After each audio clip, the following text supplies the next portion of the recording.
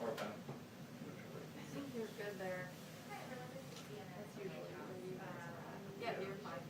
Thank you. I don't like the biggest steno, so I want myself last. Thanks. Yeah, you're good.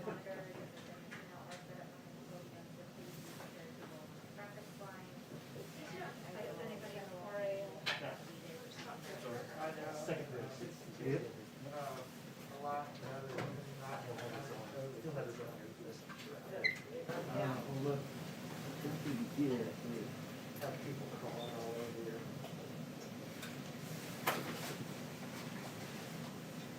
Can you hear me? I can hear you. I'm double now. You are. No, I'll know nicely I do it because that's one bothers me, so much. Yeah. That I like to wear a thick cushion under. I like that you have the around your head version of this. This So. yeah, that's a better. You need to upgrade that a little bit. You know, That's my ears are blowing off. Abby started telling me that this new variant that we need to be more. Oh, I know. So she's like, we're like cutting back on like grocery stores and things like that. Yeah, me too. Whereas before I was getting pretty comfortable in retail shopping, not eating at restaurants, but So angry at this again. yeah. I felt like I had come to some sort of Right, acceptance. right. It was just like, it's gonna get worse.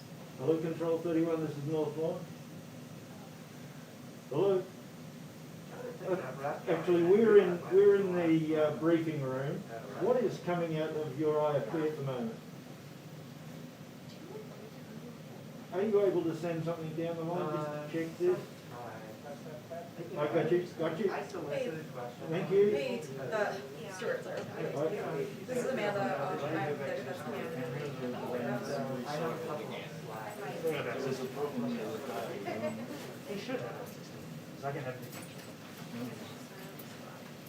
the other day, the cameras they didn't have access to recycle.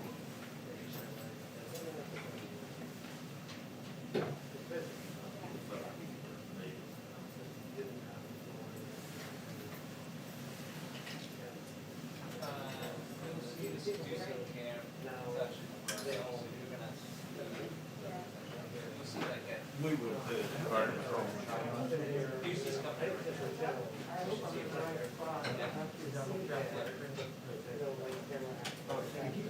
There's pretty much gonna be as well. Okay, sounds good. Thank you. Yeah, I don't think it. Not usual.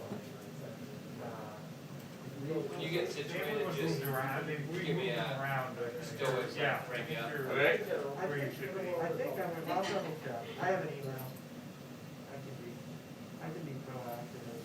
Well, there's so many like spreadsheets to cross check. I mean, like on Friday night, I was trying to figure this out.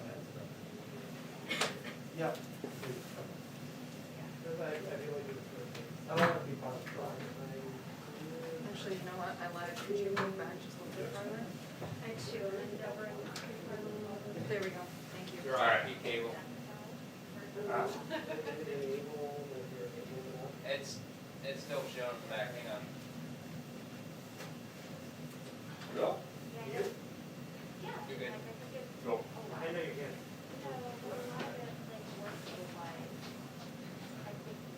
Alright, I'm good. Okay.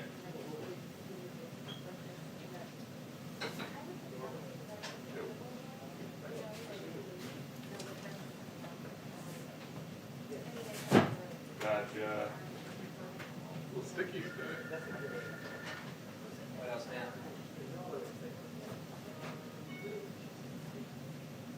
What's that? Oh. Yeah. Yep.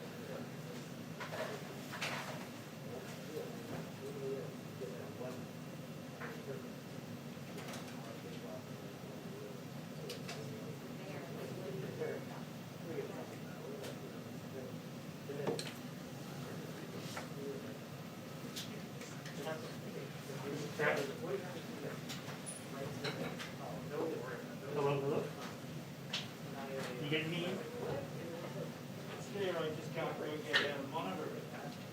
Oh, got it, okay. Sir? Still there? Hey, Ian? This is the rack guy space today, this week. Hey, Ian?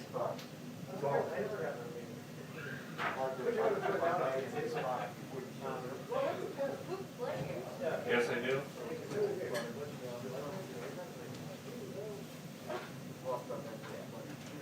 It's weird, we don't have cars.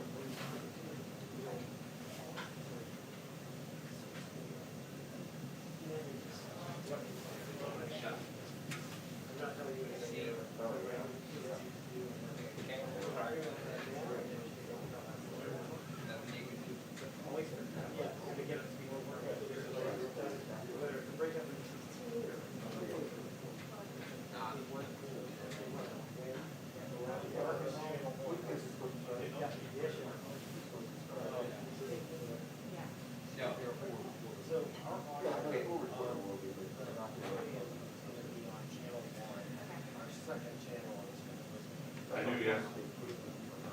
Okay. I think probably how we do it, right? Yeah.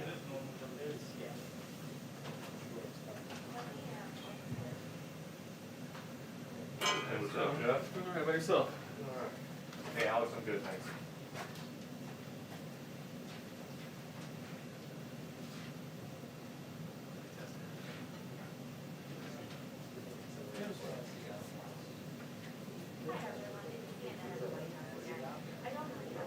That's all?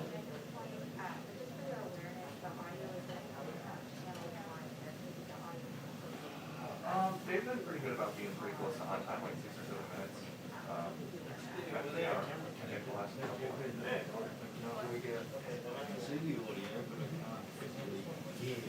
Okay. I'm having a controller field test. Oh,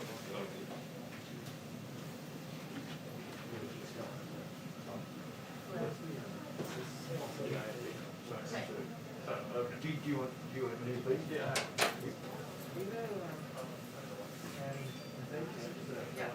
Maybe it does change, of course, you're right, you know, it's listed. Yeah.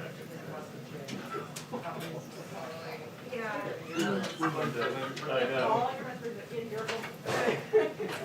There's nothing. Yeah, neither, yeah. Or A.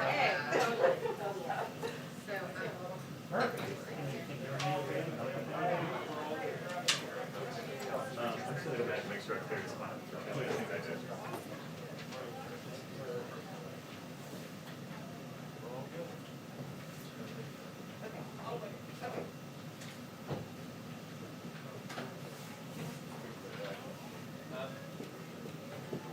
One, two, three, four, five, six, seven, eight, nine, 10. Check that microphone, check that microphone. All good? Sound good to you?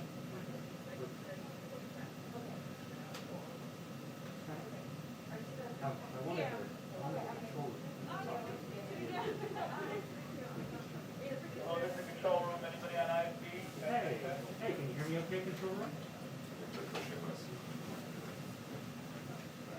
Oh, wait, can you hear me off mic? Let me hold the phone, wait. You hear me, but it's off mic?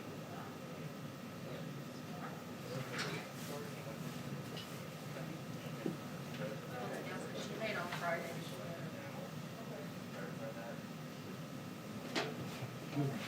Yeah. Let's try to give you a test one more time. Just say it. 1, 2, 3, 4, 5, 6, 7, 8, 9, 10. Let's see. Not to you. All right, cool, thank you. 1:15. Okay, cool. 1:15. 1:15, great, thanks. Hey, control, are you there? Is Jeff Bennett's microphone still sounding off mic to you? You need to respond. Okay.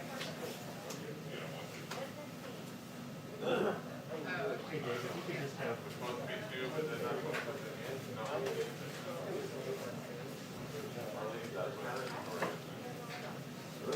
Okay, yeah, sorry.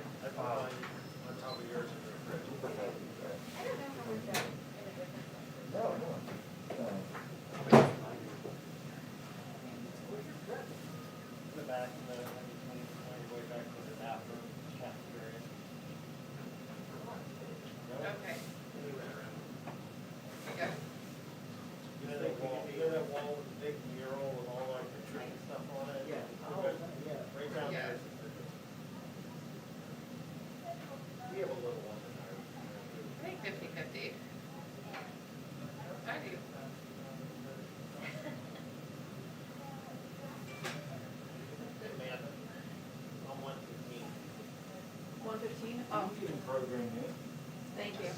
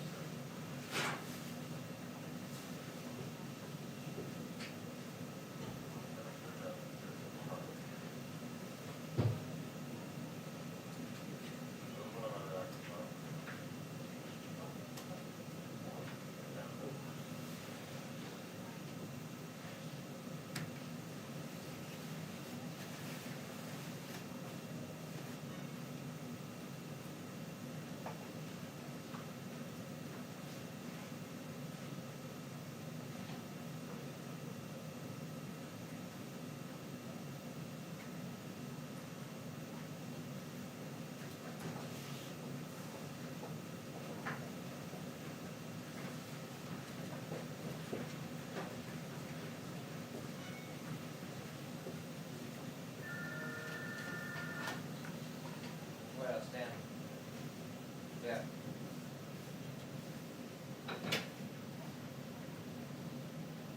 Wait, what's that? Yeah. Oh, I haven't gotten it.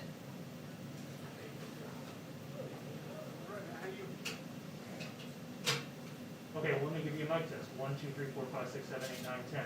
How about now? Jeff Bennett, microphone. Oh, yeah, there. Stand by. Okay. Got it, thanks.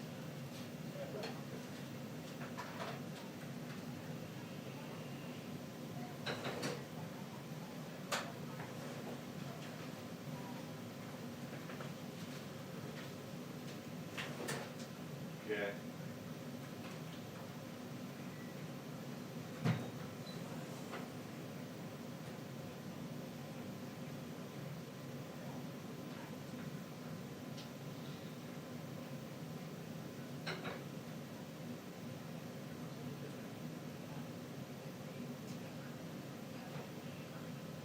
John, President Trump also talked about he emphasized buying American products, but Biden is going to tweak the policy with an executive order of his own. And just a few minutes ago in the Oval Office, we saw him sign a reversal of the Pentagon policy that banned transgender service members.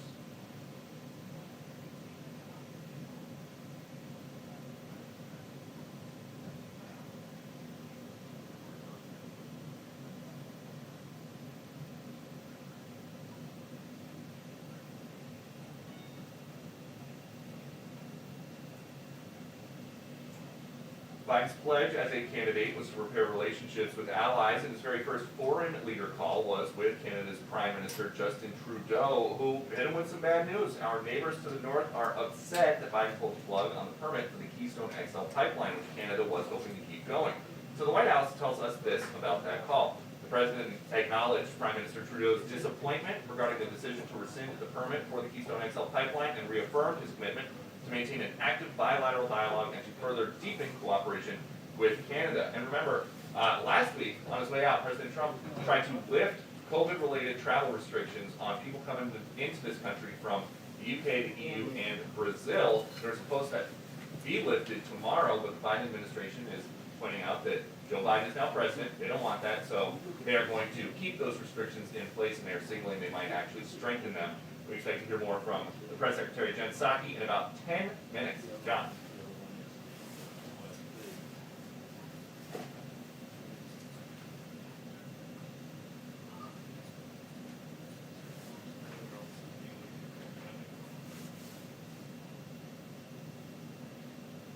Thanks, Alice.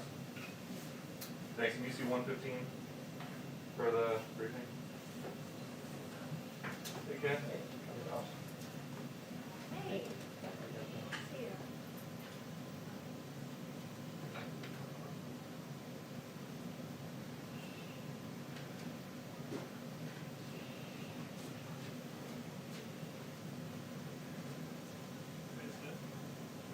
Yeah. Can you tap the microphone again? Hey. Hey.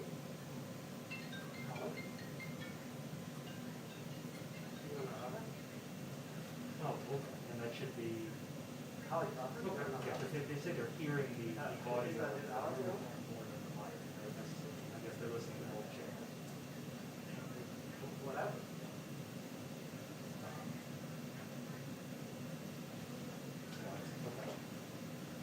Okay, let me try this here. Okay.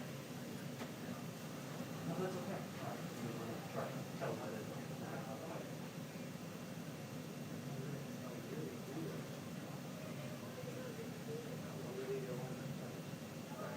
The control room, can you hear me in Jeff Bennett's position?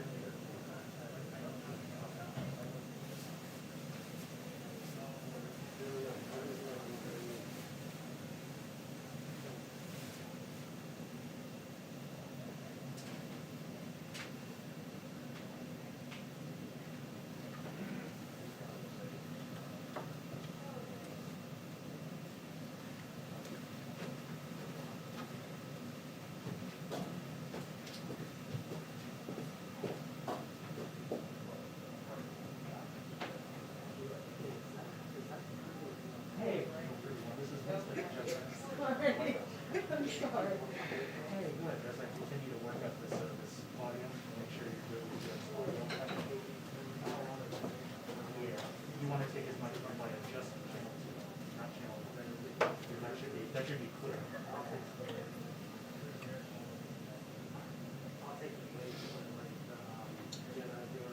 Yeah. So, do you want to do one last IFP mic check with me, or are you good with channel 2? All right. Okay, sorry, are you in office? Yeah. Yeah, sure. 10, let's see how it goes. 9, 8, 7, 6, 5, 4, 3, 2, 1, White House. All good now? Perfect. Thanks, Bill. Okay. Bye.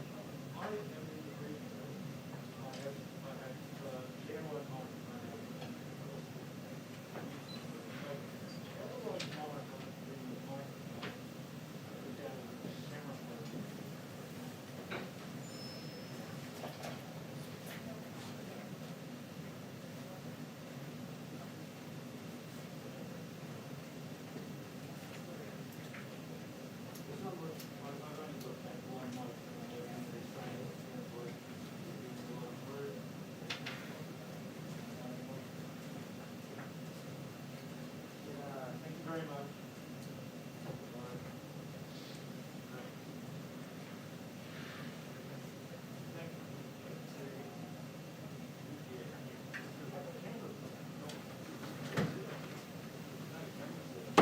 What's up? What's up, guys?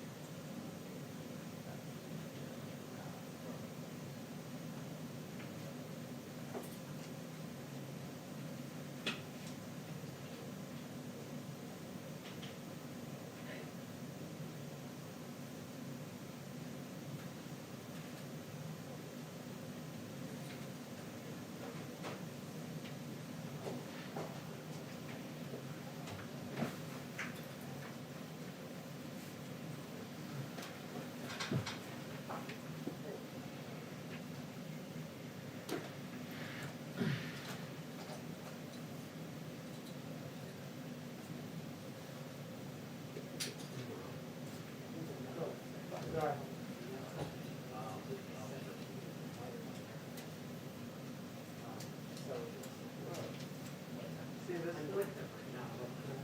Because wealthy Canadian couple started to play, okay, so we're on the I'm not gonna do that. It's all the last time it came down, this time, from York, sort of funneled through. Right? The ASL application is coming at a different channel. Right? It's coming at a different speed. Will it, basically, will it be on scene? Well, where's the seat? Where's the seat? It's going to be, today's going to be down, right? It's not going to be on the network. It's itself is different. This room is just literally outside. So going forward, I guess it's ASL from us. What's ASL? Silent. So if we had it, I think we could ask, I think we could put it on the floor line. But that would be something that we would have to do. So Amanda, the answer today is no. That we'll try to hash out.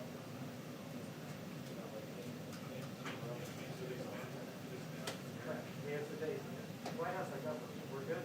On our end, we're good, but CNN is.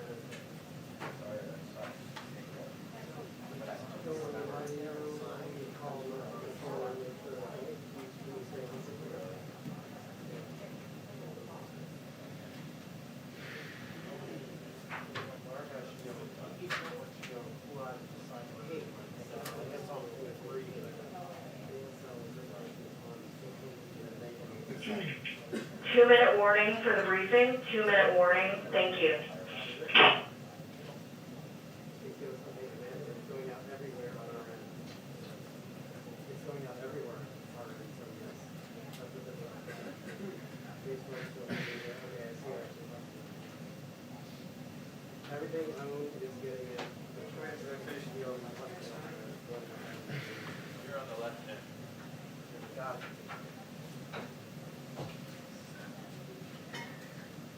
The interpreter is not actually right now. Yep, it'll be my coat. Okay, well, it's 2 minutes, so.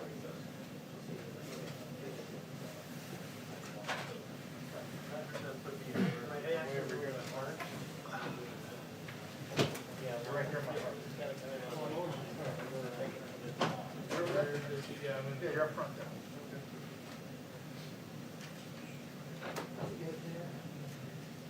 One minute.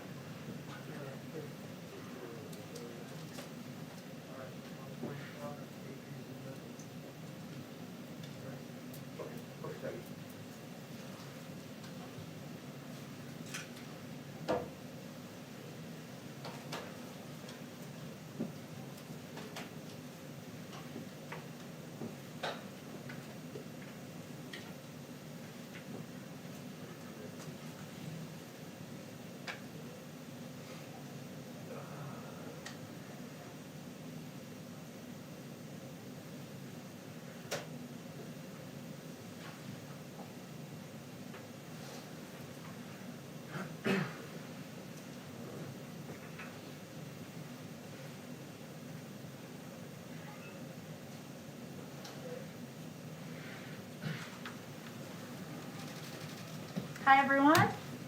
Hello?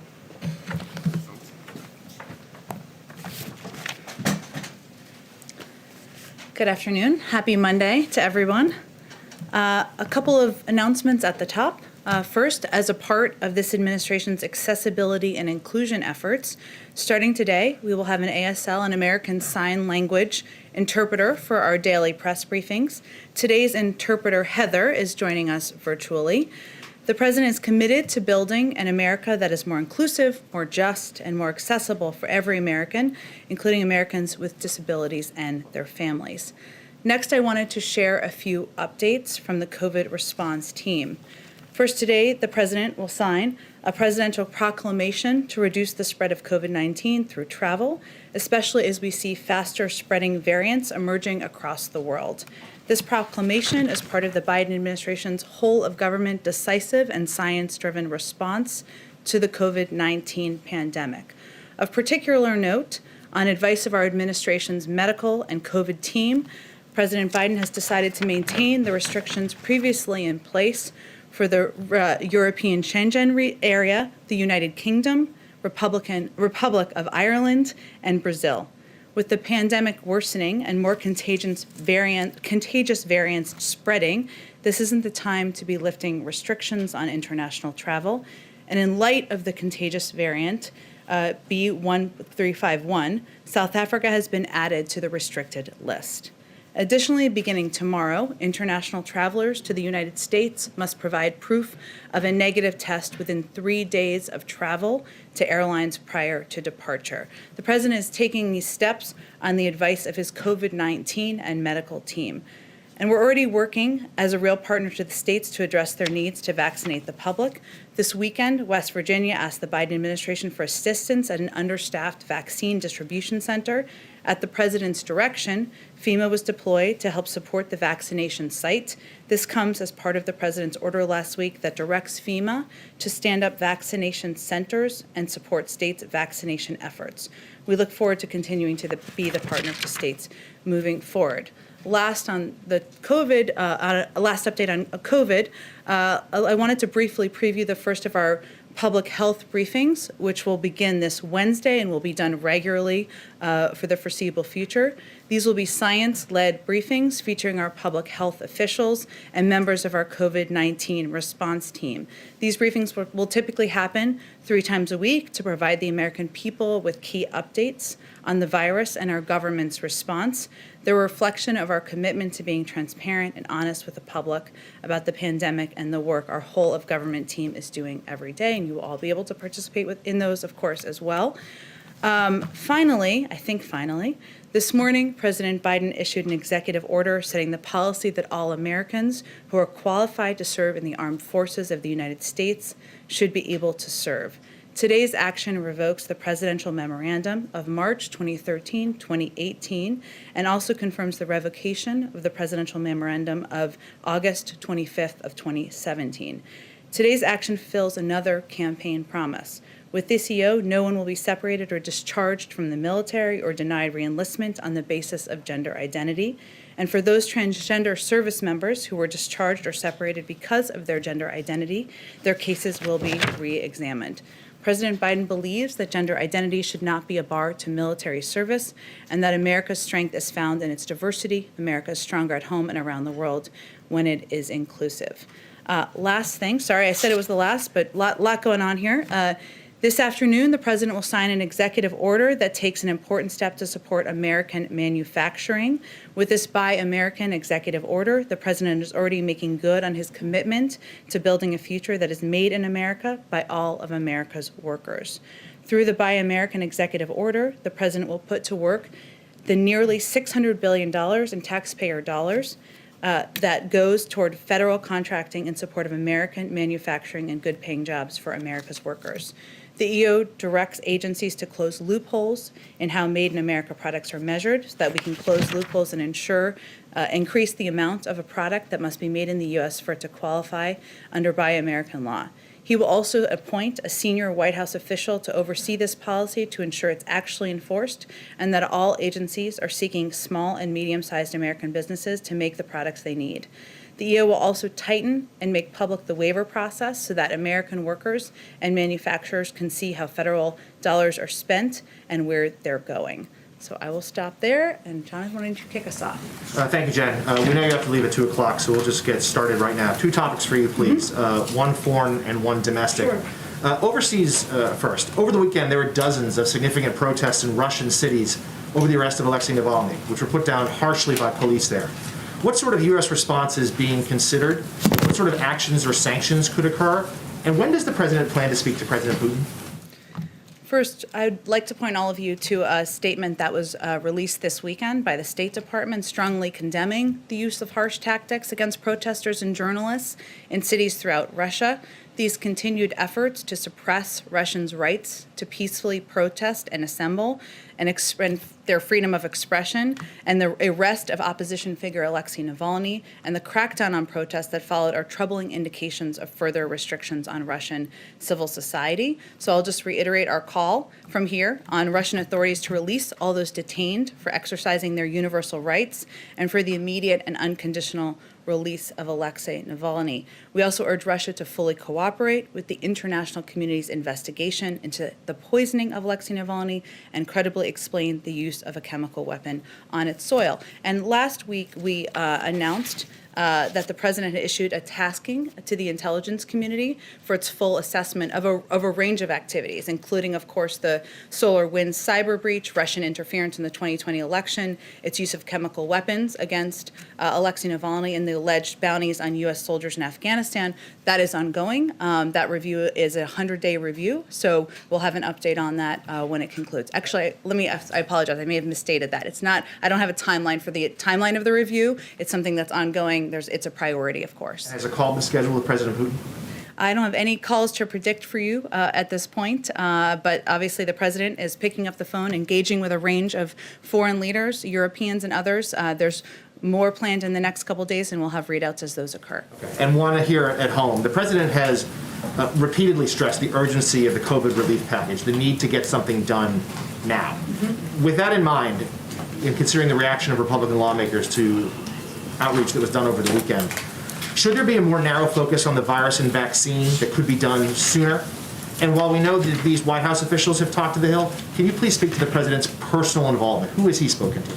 The president has been personally engaging with Democrats and Republicans. We're not going to read out all those calls for you because those are private conversations, and we feel that's the most effective way to get this package moving forward. As you know, there was a call that occurred yesterday that we did a brief readout on from that call, part of our ongoing engagement to talk with Democrats and Republicans. And I'll convey that this is how, in the president's view, and we talked about this morning, this process should work. He puts his policy forward, his vision forward, and then Democrats and Republicans can engage and give their input and feedback on what they think is going to work and how to move this package forward. So in our view, this is working exactly as it should work.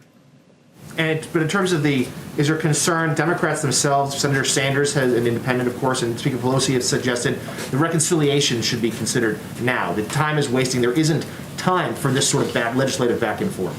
Well, the president himself has conveyed the urgency of moving this package forward, and that's certainly something he has also conveyed privately to Democrats and Republicans. And it's not just him. There's urgency to the American people for this package to move forward, because we are going to hit a cliff, an unemployment insurance cliff, I should say, in March, where millions of people won't be able to have access to unemployment insurance. We're going to hit a point where we won't have enough funding for vaccine distribution. Nobody wants to have the conversation, no member of Congress, in May or June when we don't have the funding to put back to reopen schools, I should say. So there's an urgency he's conveyed. I will say, as it relates to reconciliation, just to take a step back, everybody watching is not as in the weeds on the Senate process as all of you, so let me just take a moment to explain. Reconciliation is a means of getting a bill passed. There are a number of means of getting bills passed. That does not mean, regardless of how the bill is passed, that Democrats and Republicans cannot both vote for it. So the president obviously wants to make this bipartisan, hence he's engaging with members of both parties, and he remains committed to that moving forward. Go ahead, Caitlin. Just real quick, you were talking about the cliff in March. Does he think it will get passed by March? Well, there's an urgency to moving it forward, and he certainly believes there needs to be progress in the next couple of weeks. So he thinks by March it could get passed? Well, I don't want to give it a deadline on it, Caitlin, but I think we are all mindful and looking at that timeline in March as to when we will hit the unemployment cliff, and it's vital to get things done quickly and rapidly, as quickly as possible. So you said last week he wants it to be bipartisan. Of course, we've already seen the Republicans pushing back on the price tag, the $15 minimum wage, and who is qualifying for these stimulus checks. So is he willing to come down on any of that? Well, I'm not going to negotiate from here. Not that you're expecting me necessarily to do that. But again, the president feels this is working as it should. He proposed his package. He's getting feedback. We're having conversations. We don't expect the final bill to look exactly the same as the first bill he proposed. I will remind you, though, that the bipartisan package that passed in December had the same thresholds for the checks. $150,000, about approximately that amount for families, about $75,000 for individuals in terms of who would have access to those checks. And each component of this package is vital to get us us through this period of time. So that's how the president looks at the package, that each of them are essential, not just vaccine distribution money, but funding to ensure that people can make sure they are putting food on the table, that their kids are eating, that they have the bridge needed to get to the other side of the pandemic. Okay, and then just quickly, yesterday the CDC director said she could not say how much vaccine there was left to go out. I know it's complicated what's being shipped and distributed and actually injected, but is there at least a ballpark amount that officials are aware of how much vaccine there is? Well, our team is working right now. We've been here for 5 days to evaluate the supply so that we can release the maximum amount while also ensuring that everyone can get the second dose on the FDA recommended schedule. So the confusion around this issue, which we acknowledge there is some confusion, speaks to a larger problem, which is what we're inheriting from the prior administration, which is much worse than we could have imagined.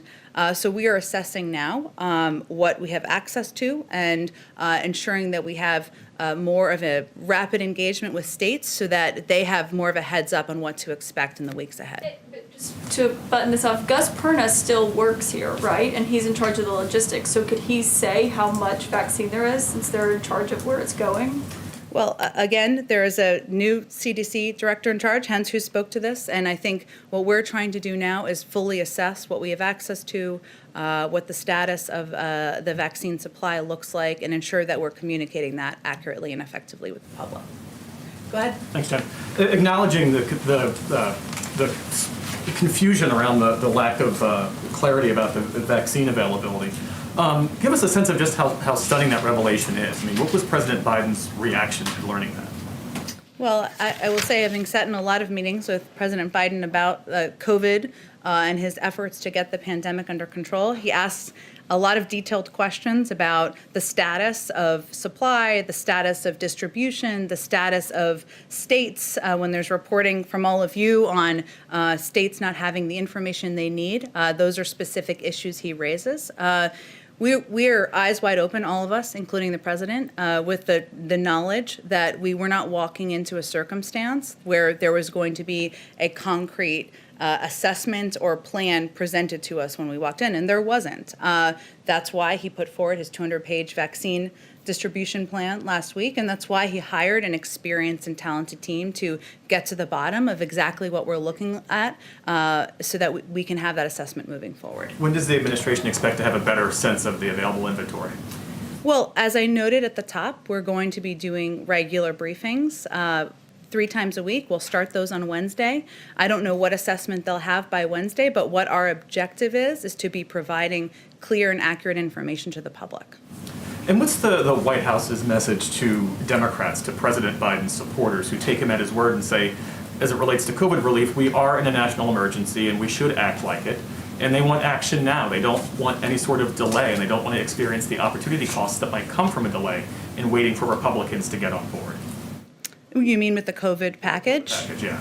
Well, he agrees. He doesn't want there to be delay either. And I would note that 70% of the public agrees with what you just said, according to the Ipsos poll this weekend, that the components of this package, the funding for vaccine distribution, but also funding to ensure people can apply for unemployment insurance, put food on the table, money to reopen schools, the public supports that. And we anticipate that the public will be conveying to the leaders who are elected to represent them exactly that. Go ahead. Can I just ask you to clarify the travel requirement, the testing requirement? That applies to all people boarding planes into the U.S., including U.S. citizens? Anyone getting on a plane needs a test From negative. overseas? From overseas into the U.S.? Yes. Citizenship? Yes. Okay, great. I also want to ask a couple of things that the Trump administration did in the final stages, and I'm wondering whether you folks are going to intervene. One is that they issued a license to an Israeli billionaire named Dan Gertler to allow him to access U.S. financial system. That license is in place through the end of January 2022. Will the Biden administration intervene at all, or does that stand? Another one is that he began the delisting, or issued an executive order that triggered the delisting of several Chinese companies. In particular, 3 telecoms have sought a review of that. Do you plan on tweaking or rescinding that order? In other words, stopping the delisting process for these 3 Chinese telecoms? On the first question, fortunately, we're about to have a Treasury Secretary confirmed, and I'd send you to them to speak to any reviews they may undertake, in that sanctions review.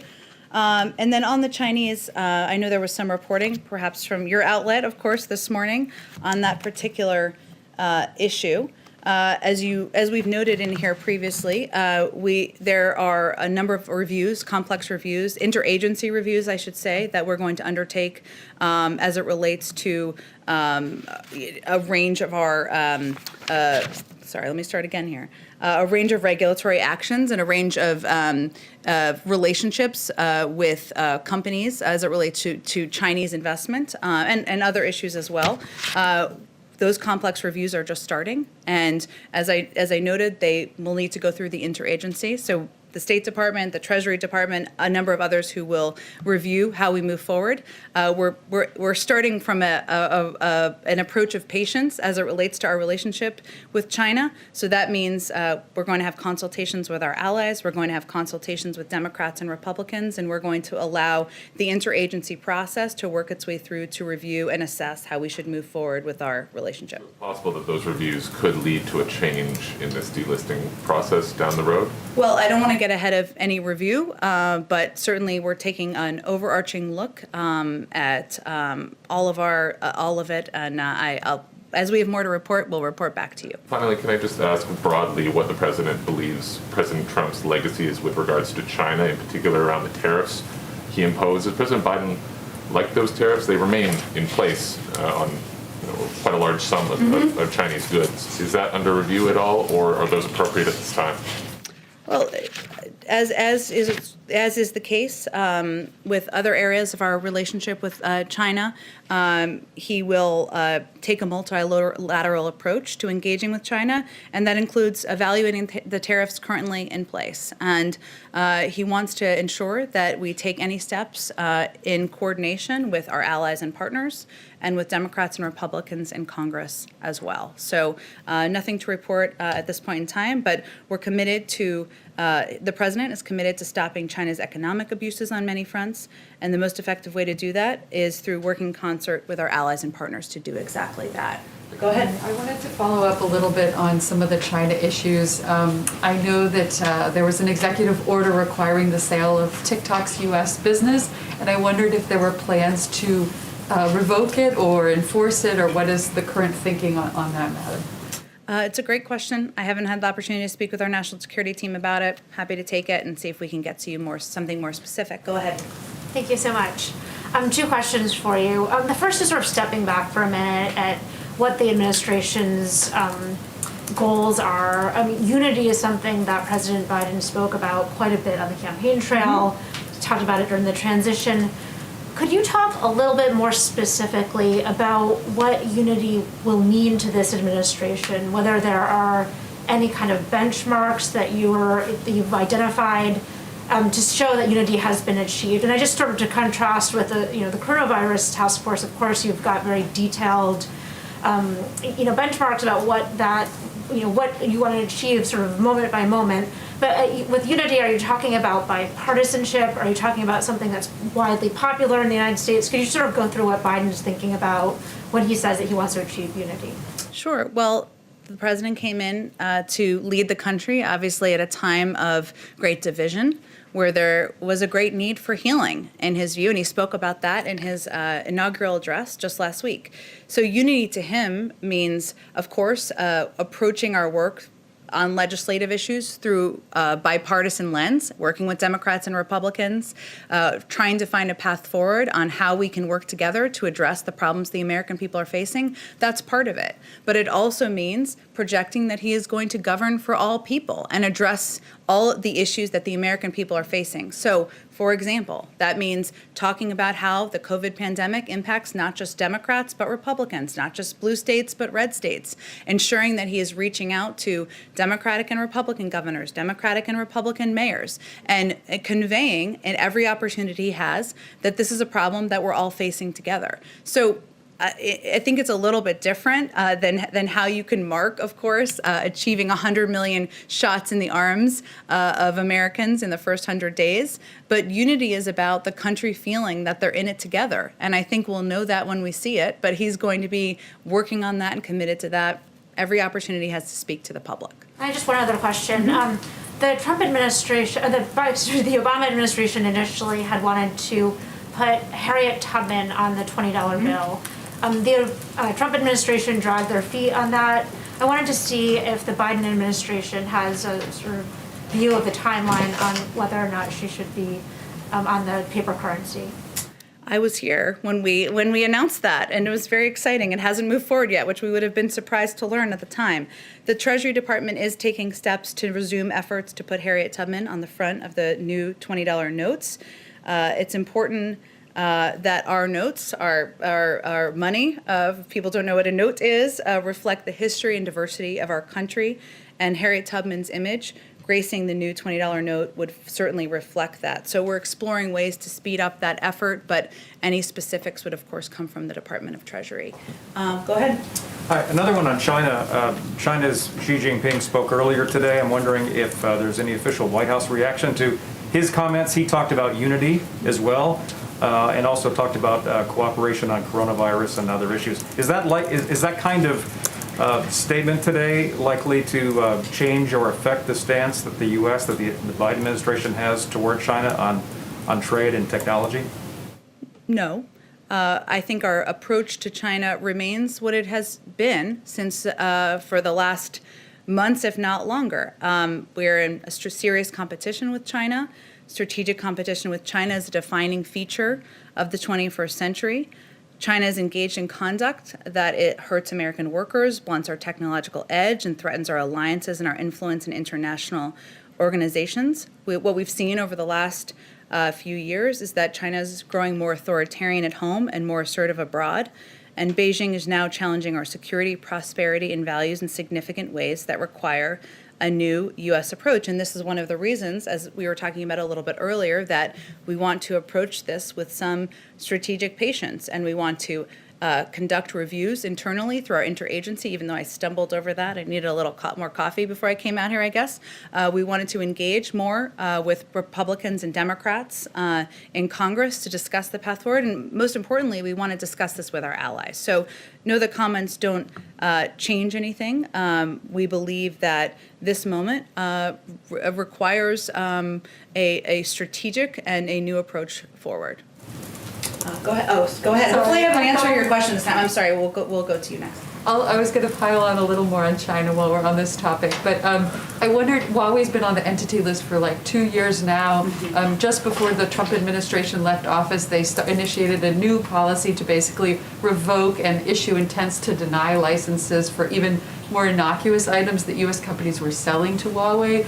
Does the Biden administration plan to keep Huawei on the entity list and continue to enforce this much more stringent blanket ban on U.S. goods sales to China, to Huawei? Well, technology, as I just noted, is, of course, at the center of the U.S.-China competition. China's been willing to do whatever it takes to gain a technological advantage, stealing intellectual property, engaging in industrial espionage, and forcing technology transfer. Our view, the president's view, is we need to play a better defense, which must include holding China accountable for its unfair and illegal practices and making sure that American technologies aren't facilitating China's military buildup. So he's firmly committed to making sure that Chinese companies cannot misappropriate and misuse American data. And we need a comprehensive strategy, as I've said, and a more systematic approach that actually addresses the full range of these issues. So there is, again, an ongoing review of a range of these issues. We want to look at them carefully, and we'll be committed to approaching them through the lens of ensuring we're protecting U.S. data and America's technological edge. I don't have more for you on it. As we do, we're happy to share that with all of you. Go ahead. President Biden, condemned protests and violence on the far left and the far right before he was president. Why haven't we heard anything directly from him about the riots in Portland and the Pacific Northwest since he was inaugurated? Well, he's taking questions later this afternoon, so perhaps you will. I will say from here that President Biden condemns violence and any violence in the strongest possible terms. Peaceful protests are a cornerstone of our democracy, but smashing windows is not protesting, and neither is looting. And actions like these are totally unacceptable, and anyone who committed a crime should be prosecuted to the fullest extent. Our team is, of course, monitoring it very closely. And as he pushes for federal help to businesses affected by COVID, should we expect to see any kind of federal assistance for these businesses up there that are affected by COVID and riots? Well, again, I think you know because we've had this conversation in here already a few times since I joined the team, that his focus is on getting the American people through this period of time and pushing forward on a relief package that will get them the assistance they need as it relates to the pandemic and the impact of the pandemic. So I don't have anything more for you on that. And just one more about the announcement you made off the top about the travel restrictions. Mm-hmm. When President Trump was imposing travel restrictions in March, specifically on China, then candidate Biden called it xenophobic and fear-mongering. So now President Biden is putting travel restrictions on people coming in from other countries. What word do we use to describe that? Well, I don't think that's quite a fair articulation. The president has been clear that he felt the Muslim ban was xenophobic. He overturned the Muslim ban. He also, though, has supported, and he himself, even before, or we did, I should say, even before he was inaugurated, steps, travel restrictions in order to keep the American people safe, to ensure that we are getting the pandemic under control. That's been part of his policy. But he was critical of the former president for having a policy that was not more comprehensive than travel restrictions. And he conveyed at the time, and more recently, the importance of having a multifaceted approach, mask wearing, vaccine distribution, funding in order to get 100 million shots in the arms of Americans in the first 100 days, not just travel restrictions. Go ahead in the back. Yes, two questions, one domestic, one foreign, please. The first is that Bill Pascrell, a congressman from New Jersey, just about an hour ago suggested firing the entire Postal Board of Governors, and he sent a letter to the president to that effect. Is there any plans to make changes, given what happened at the post office over the last couple of years, to try and remove the Postmaster General? It's an interesting question. We all love the mailman and mailwoman. I don't have anything for you on it. I'm happy to check with our team on it and see if we have any specifics. I'm not aware of anything, but we'll circle back with you. And on the foreign policy question, it's my understanding that the previous administration did not release the War Powers Act resolution report before they left office. Is there any plans for, I know there's a new Secretary of Defense as of a few, well, I guess Friday, but Friday, technically but ceremonially Friday. today. Yes, exactly. Is there any plan to either release the Trump administration letter on the troop levels in various countries overseas, or to update that more quickly than might be required by the statute? It's an excellent question. I would send you to the Department of Defense and my old friend John Kirby, who I'm sure would be happy to answer your question. Go ahead in the back with the excellent mask on. I can't even tell what's on it. Flamingos. Flamingos. All right, we're getting creative with masks. I like it. After 1 year. So just back to Russia, given the many unsolved deaths over the years of President Putin's opponents, or near deaths in the case of Navalny, would President Biden be holding President Putin personally accountable for the continued health of Navalny while he's in prison? And just one other thing, which is different but related.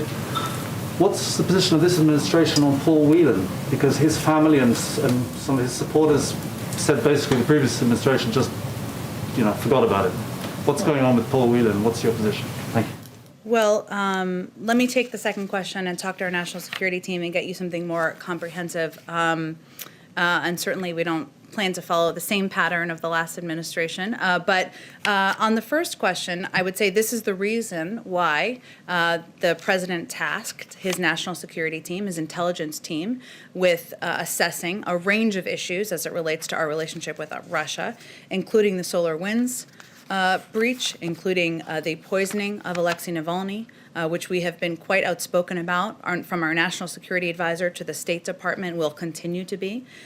We want to see that review conclude, but as has always been the case, the president reserves the right to respond in the time and manner of his choosing. And I'm not going to take options off the table from here. Go ahead. Hi, I'm the print pooler today, so if possible, can I ask a question also on behalf of one of my colleagues who couldn't be here? Sure, because of social go ahead. distancing? Okay, so I'll start with my question. New York City Mayor Bill de Blasio announced today that the city is delaying the opening of large COVID-19 vaccination sites at Yankee Stadium, at Citi Field. Governor Cuomo has said the state has the capacity to vaccinate up to 100,000 folks a day if there was supply. As the administration is, analyzing and reconfiguring its distribution plan, how heavily is infrastructure being weighed? In other words, does New York get first dibs because it has the capacity to do this right away? And then the second question would be on the same COVID note. There are seniors who don't have access to websites, don't have folks vouching for them.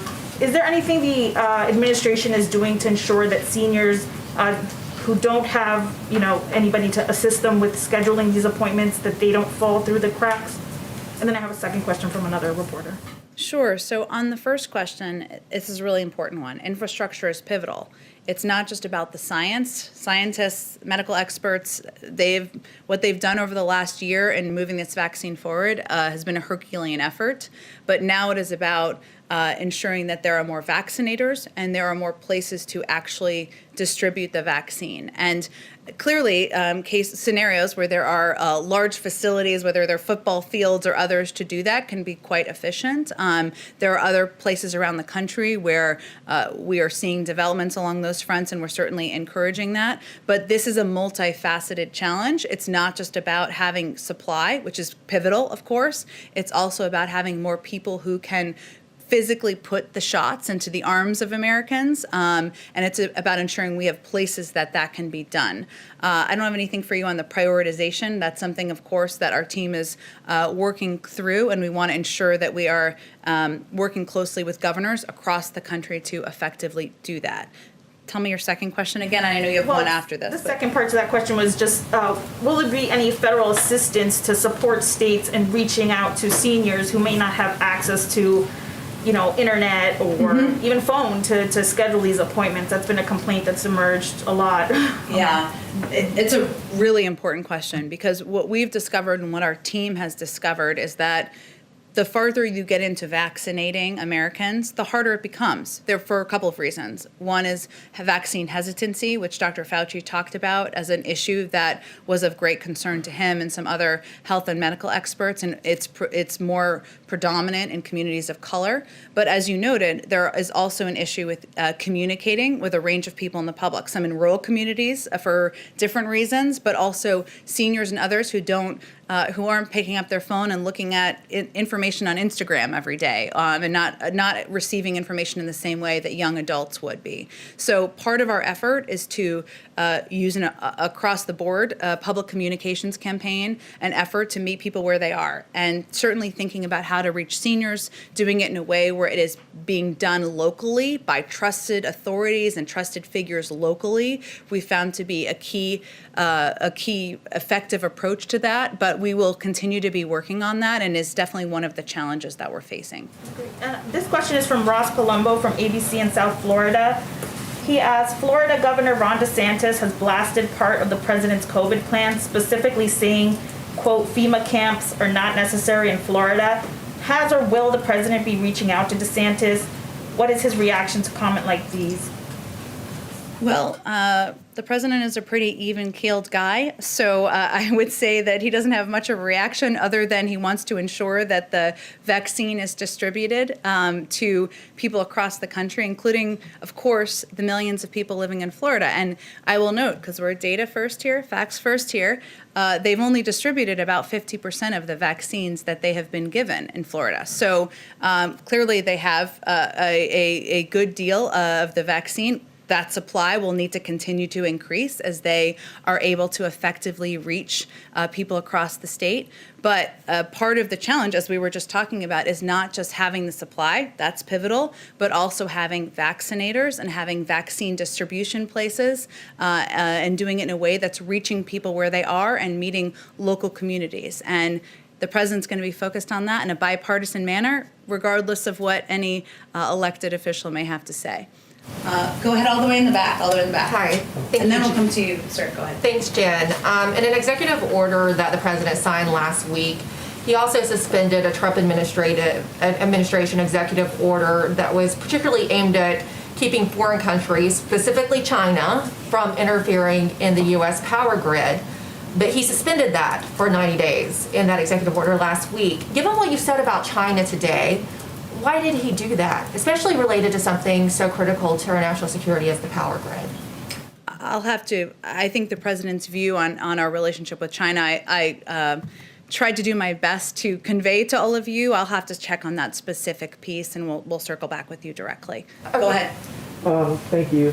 The administration said that the Remain in Mexico policy from the prior administration would not be enforced anymore, but there are thousands of people who are stuck now as a result of that policy, and the administration has not said what you will do with them and how to process these migrants. What is the answer to that? In terms of migrants at the border, Who are stuck as a result of Remain in Mexico. There are many thousands of people. Well, I think there's a couple of steps that we're working to convey and convey more effectively to people directly living in many of the countries who have large populations who are coming to the border. One is that this is not the right time to come. We have proposed a number of policies that we are working to implement, including a pause on deportations. As you know, for people who are in the United States, that is something the Department of Homeland Security would be working to implement. We've also proposed an immigration bill, something the president put forward on day one. And we've also proposed funding to help address the circumstances and the challenging conditions that are on the ground in a number of these countries. If I may, I'm talking about those people who are in limbo at the moment, not discouraging new people from coming and not applying it to new people, but those people who were specifically turned away by the Trump administration. I'd send you the Department of Homeland Security on that for a more specific assessment. For a second question, I just wanted to press you a little harder. You said earlier that the president had been speaking with members of the Senate, but you wouldn't say who they were and anything about those conversations because they were private. I mean, they were presumably discussing the people's business. Is that a matter, why should those be private? Why not be more revealing of who the president is speaking with that is in the government? Well, what I said is that the president is speaking with Democrats and Republicans, as are a number of senior officials from the current White House, and will continue to do that. And what I meant was those conversations, getting their feedback about what they think about bills and legislation, how they feel about the COVID package that the president put forward, where they have concerns, where they have agreement, that some of those conversations are private. They can speak publicly about their conversations, of course, as many of them have done. But what I was confirming is that he personally is involved and will continue to be involved in moving this package forward. Why not release the names of the people who the president's speaking with to negotiate on this bill? I mean, I know you want to have more transparency in this administration. You've talked about it a lot already. Why not make that a part of the transparency effort? Well, again, he's speaking with members of both parties. A number of them would like to have those conversations private as well. A number of them have also spoken publicly about conversations they've had with the administration. So, and that is perfectly fine by us. Go ahead. Can I ask, going back to COVID, do you know when Americans will be able to be widely vaccinated? Well, of course, we defer to our health and medical experts, as you all know, and Dr. Fauci spoke to this briefly last week, and I expect it's something that our health and medical experts, who will be doing a briefing later this week, will be able to speak to more specifically. We obviously have set out our bold goal of 100 million shots in the arms of Americans in the first 100 days. We will build from there, and we are looking forward to building from there. But I don't have a new assessment for you on when a broad group of the population. Anyone can get it if they wanted it, is essentially what I'm asking. The previous administration said it would be sort of mid-year. They said that regularly. The CDC and other health and medical experts have, from our team, have given assessments leaning towards the summer and fall, but I don't have a new assessment for you from here, but I'd encourage you to ask them that, and that's why we're putting them out to answer questions to all of you. Jonathan, go ahead. The Trump administration in its final weeks rushed through a number of federal executions. Has the president directed a moratorium on capital punishment? And does he plan to? The president's position on the death penalty, I think you're probably familiar with. Others may not be. He's opposed to the death penalty. I don't have anything to preview for you in terms of what steps he may take. Go ahead, Caitlin. You said that these coronavirus briefings are going to start. President Trump did not attend a lot of the some of the coronavirus briefings at the end. He did not attend a lot of the coronavirus task force briefings. Is President Biden going to attend those task force meetings within the group that's working on this? He will be briefed regularly, I suspect far more regularly than the past president was briefed on COVID and the developments and progress the team is making. I wouldn't expect he attends every task force meeting, no, but he expects and requests regular briefings from the team, and I expect he'll get them. Okay, go ahead. If the whole point of impeaching somebody is basically to get rid of them, and Trump is already gone, would President Biden support maybe the Senate censuring him just so that lawmakers can move on with the people's business? Peter, I really appreciate your creative way of asking this question, which has come up a few times in here. The president was in the Senate for 36 years, as you all know. He is no longer in the Senate, and he will leave it up to members of the Senate, Democrats and Republicans, to determine how they will hold the former president accountable. All right, thank you, Jen. Last one, good. Oh, last one. Go ahead. I'm sorry. I just wanted to ask really briefly on Afghanistan, if you guys foresee further troop reductions there, and what kind of numbers would we be talking about? It's an excellent question. We're on day 5, so I don't have anything new for you on specifically Afghanistan troop reduction, but I'm hoping to get Jake Sullivan out to the briefing room soon to answer a lot of your questions on a range of issues. Thank you, Jen. Thank you, everyone. Thanks, Jen. Jen, you haven't thanked my question. All right, one more. I'm sorry about that. We don't want you to leave you hanging. Sorry, You've been very patient in the back. Yeah, represent for the foreign press group. I have 2 foreign policy issue, one on China and one on the UK. Okay. On China, you just mentioned about competition, and President Biden's Asia czar, Kurt Campbell, says he hopes for a stable competition. Is that what the White House is looking for? And you just mentioned about this comprehensive strategy. When can we expect of that? I appreciate all of those questions. I don't have any preview for you on when we will have more specifics on our strategy. I've tried to convey the president's overarching approach. But again, this is a relationship that we are going to be communicating with and working with partners and allies on. There are a number of calls that will happen over the coming weeks with key partners and allies. I'm sure this will be a topic of discussion, as well as Democrats and Republicans on the Hill, and we are going to approach it with patience. And on the UK, we know over the weekend, President Biden had a phone call with Prime Minister Boris Johnson, and Mr. Johnson said they talk about the free trade deal. However, from the White House readout, we don't see that. Does the president support the free trade deal with the UK? I haven't talked to him or Jake Sullivan about that. I'll venture to do that and see if I can get more for you on it. And Thanks, what is everyone. committed? Thank you. Thank you. Thank you. Thank you.